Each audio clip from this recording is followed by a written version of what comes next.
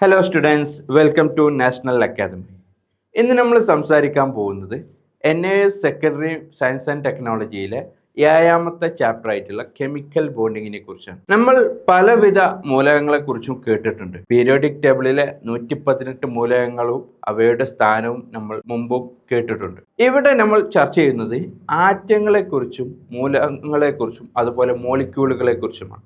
ആറ്റങ്ങൾ കൂടിച്ചേർന്നാണ് മൂലകങ്ങൾ ഉണ്ടാകുന്നതെന്നും അതുപോലെ തന്നെ മോളിക്യൂളുകൾ ഉണ്ടാകുന്നത് എന്നും നമ്മൾ പഠിച്ചിട്ടുണ്ട്. എങ്ങനെയാണ് ഈ ആറ്റങ്ങൾ കൂടിച്ചേരുന്നത് എന്നുള്ള കാര്യമാണ് ഇവിടെ നമ്മൾ സംസാരിക്കുന്നത്. നമ്മുടെ ചുറ്റുവട്ടത്തുള്ള നിരവധി മൂലകങ്ങളിൽ എല്ലാം ഒരുപോലെയല്ല കാണപ്പെടുന്നത്. അതായത് ചില മൂലകങ്ങൾ സ്വതന്ത്ര അവസ്ഥയിൽ കാണപ്പെടുമ്പോൾ മറ്റു ചില മൂലകങ്ങൾ ഒരു മോളിക്യൂൾ രൂപത്തിലാണ്, അതായത് ഒരു തന്മാത്ര രൂപത്തിലാണ് പലപ്പോഴും കാണപ്പെടുന്നത്.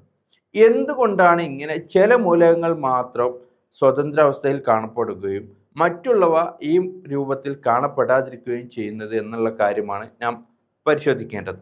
ഇവിടെ ശ്രദ്ധിക്കേണ്ടത് എല്ലാ മൂലകങ്ങളും സ്വതന്ത്രാവസ്ഥയിൽ കാണപ്പെടുന്നതല്ല. സ്വതന്ത്രാവസ്ഥയിൽ കാണപ്പെടുന്ന മൂലകങ്ങളെ നമ്മൾ പ്രത്യേക പേരുകളിലാണ് വിളിക്കാറുള്ളത്. നമുക്ക് അവയെ ഒന്ന് പരിശോധിച്ച് നോക്കാം. പീരിയോഡിക് ടേബിളിലെ നോബിൾ ഗ്യാസുകളെ കുറിച്ചാണ് നമ്മൾ ആദ്യം സംസാരിക്കുന്നത്. നോബിൾ ഗ്യാസുകളെ കുറിച്ച് സംസാരിക്കുമ്പോൾ അവയെക്കുറിച്ച് ആദ്യം മനസ്സിലാക്കേണ്ടത് അവ ഉത്കൃഷ്ടവാതകങ്ങൾ എന്ന് നമ്മൾ മലയാളത്തിൽ അവയെ വിളിക്കുന്നു. അവയുടെ പ്രത്യേകത അവ കെമിക്കൽ റിയാക്ഷനുകളിൽ പങ്കെടുക്കുന്നില്ല എന്നാണ്. അതായത് മറ്റു എലമെന്റുകളുമായിട്ട് കൂടിച്ചേർന്ന് പ്രവർത്തിക്കുന്നവയല്ല ഈ പറയുന്ന നമ്മുടെ നോബിൾ ഗ്യാസുകൾ എന്ന് പറയുന്നത്. അവയുടെ പ്രത്യേകത എന്ന് പറയുമ്പോൾ അവയുടെ ഇലക്ട്രോണിക് കോൺഫിഗറേഷനുമായി ബന്ധപ്പെട്ടാണ്. നോക്കൂ, നിയോൺ, ആർഗൺ, ക്രിപ്റ്റോൺ, സെനോൺ, റെഡോൺ, ഇതിൻ്റെ കൂടെ ഹീലിയം കൂടിയുണ്ട്. ഈ പറയുന്ന എലമെന്റുകൾ, ഈ പറയുന്ന നോബിൾ ഗ്യാസുകളാണ് മറ്റു റിയാക്ഷനുകളിൽ അല്ലെങ്കിൽ മറ്റു എലമെന്റുകളായി കൂടിച്ചേരാതെ സ്വതന്ത്ര അവസ്ഥയിൽ കാണപ്പെടുന്നത്. ഇനി നോക്കൂ, നമ്മൾ സാധാരണ കണ്ടുവരുന്ന ചില മൂലകങ്ങൾ ഏതൊക്കെയാണ്? ഹൈഡ്രജൻ, ഓക്സിജൻ, ക്ലോറിൻ, സോഡിയം, ഇതുപോലെയുള്ള ചില മൂലകങ്ങൾ. ഇവ ഒരുമിച്ചല്ല അതായത് ഒറ്റക്കല്ല കാണപ്പെടുന്നത്, മറ്റുള്ളവയുമായി കൂടിച്ചേർന്നാണ് കാണപ്പെടുന്നത്. ഇപ്പോൾ ഇവിടെ നോക്കൂ, ക്ലോറിൻ എന്ന് പറയുന്നത് യഥാർത്ഥത്തിൽ Cl എന്ന് പറയുന്നത് ക്ലോറിൻ്റെ എലമെന്റ് സിമ്പിളാണ്. പക്ഷെ ഇവിടെ നമുക്ക് 2 ക്ലോറിനെ കാണാം. 2 ക്ലോറിൻ കൂടി ഉണ്ടെങ്കിലേ ഇവയ്ക്ക് നിലനിൽപ്പുള്ളൂ. അതുപോലെ തന്നെയാണ് സോഡിയത്തിൻ്റെ കേസും.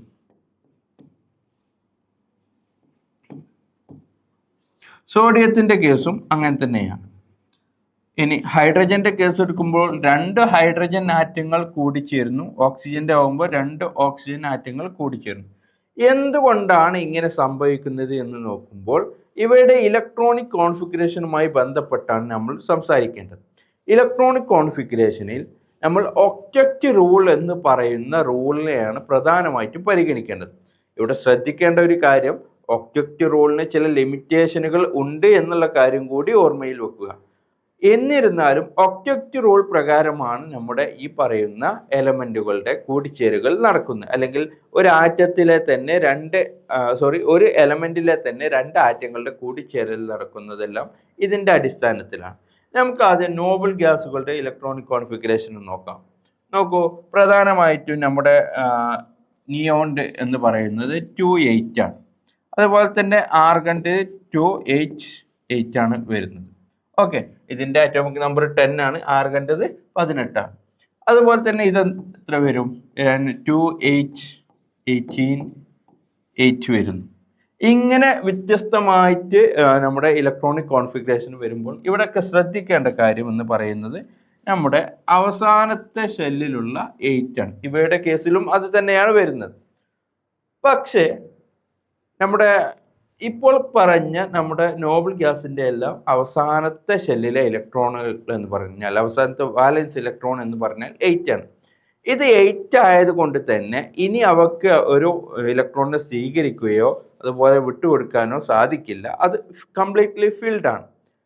ഈ കാരണം കൊണ്ട് തന്നെ ഇവ സ്റ്റെബിലിറ്റി കൈവരിച്ചു എന്നാണ് നമ്മൾ പറയുന്നത്. അതായത് സ്ഥിരത കൈവരിച്ചു എന്ന്.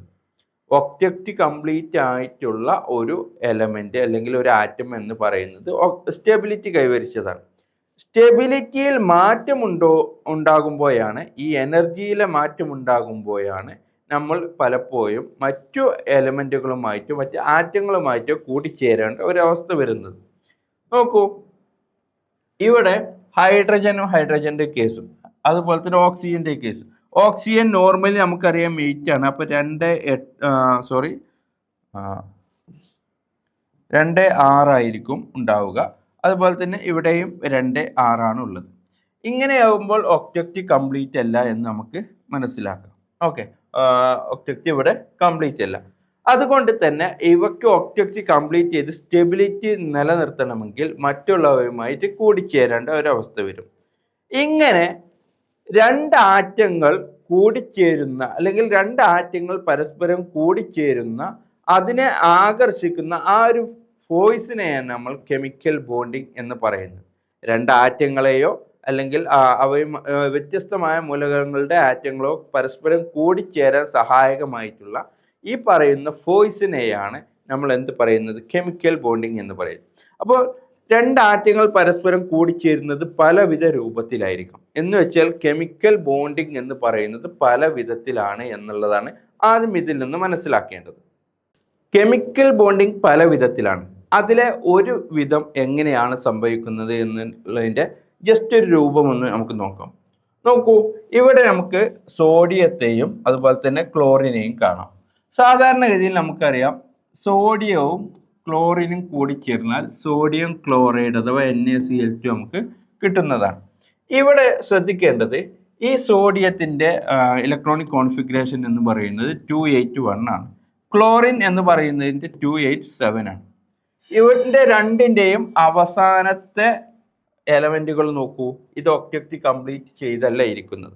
അതുകൊണ്ട് തന്നെ ഇവയ്ക്ക് ഒക്ടക്റ്റ് കംപ്ലീറ്റ് ചെയ്യണമെങ്കിൽ ഈ പറയുന്ന സോഡിയത്തിന് ഒന്നുകിൽ ഈ ഒന്നിനെ ഒഴിവാക്കണം, അല്ലെങ്കിൽ ഈ ഒന്നിനെ മറ്റൊരാൾക്ക് കൊടുക്കണം, അല്ലെങ്കിൽ എണ്ണം നമ്മൾ മറ്റുള്ളവയിൽ നിന്ന് സ്വീകരിച്ച് ഇവിടെ എട്ടാക്കണം. അതുപോലെ തന്നെ ഇവിടെ ക്ലോറിന് നോക്കൂ, ഒന്നുകിൽ ഈ എണ്ണം ഇവ മറ്റൊരാൾക്ക് കൊടുക്കണം, അല്ലെങ്കിൽ ഒന്ന് ഇവിടെ വാങ്ങണം. ഇങ്ങനെ ആകുമ്പോഴാണ് എന്ത് പറയുന്നത്, ഈ NaCl എന്നുള്ള ഫോമിലേക്ക് വരുന്നത്, ഒക്ടക്റ്റ് കംപ്ലീറ്റ് ചെയ്യുന്നു. അപ്പോൾ ഇത് കംപ്ലീറ്റ് ചെയ്യാനും വേണ്ടി എന്താ ചെയ്യുക, ഈ പറയുന്ന ഒന്ന് ഇതിലേക്ക് കൊടുക്കുകയാണ് ചെയ്യുക. അപ്പോൾ NaClൻ്റെ 281ഉം 287ഉം ആണ്. അപ്പോൾ ഈ 1 എന്ത് ചെയ്യുന്നു, ഈ 7ലോട്ട് പോകുന്നു. അപ്പോൾ എന്താണ് വരുന്നത്, ഇവിടെ 28ഉം വരുന്നു, ഇവിടെ 287 വരുന്നു. ഇങ്ങനെ മാറുമ്പോഴാണ് അവസാനം നമുക്ക് NaCl2 എന്ന് പറയുന്ന ഫോം നമുക്ക് ഇവിടെ കിട്ടുന്നത്, അല്ലെങ്കിൽ NaCl എന്ന് പറയുന്ന ഫോമൊക്കെ കിട്ടുന്നത്. അപ്പോൾ ഇവിടെ നമുക്ക് 2 തരത്തിലുള്ള കെമിക്കൽ ബോണ്ടിങ് ആണ് നമ്മൾ നോക്കേണ്ടത്, അയോണിക് ബോണ്ടിങ്ങും അതുപോലെ തന്നെ കോവാലന്റ് ബോണ്ടിങ്ങും. ഈ എന്താണ് അയോണിക് ബോണ്ടിങ് എന്നും എന്താണ് കോവാലന്റ് ബോണ്ടിങ് എന്നും നമ്മൾ കൃത്യമായിട്ട് പഠിക്കേണ്ടതുണ്ട്. അപ്പോൾ ഇതിനെക്കുറിച്ചുള്ള ഡീറ്റെയിൽഡ് വീഡിയോസ് നമ്മുടെ നാഷണൽ അക്കാദമി ആപ്പിൽ നമ്മൾ ഇതുവരെ അപ്ലോഡ് ചെയ്തിട്ടുണ്ട്. അപ്പോൾ ഇതിനെക്കുറിച്ച് കൂടുതൽ മനസ്സിലാക്കാൻ വേണ്ടി ഉടൻ തന്നെ നാഷണൽ അക്കാദമിയിൽ ജോയിൻ ചെയ്യുക. നമുക്ക് വീണ്ടും അടുത്ത വീഡിയോയിൽ കാണാം. ബൈ.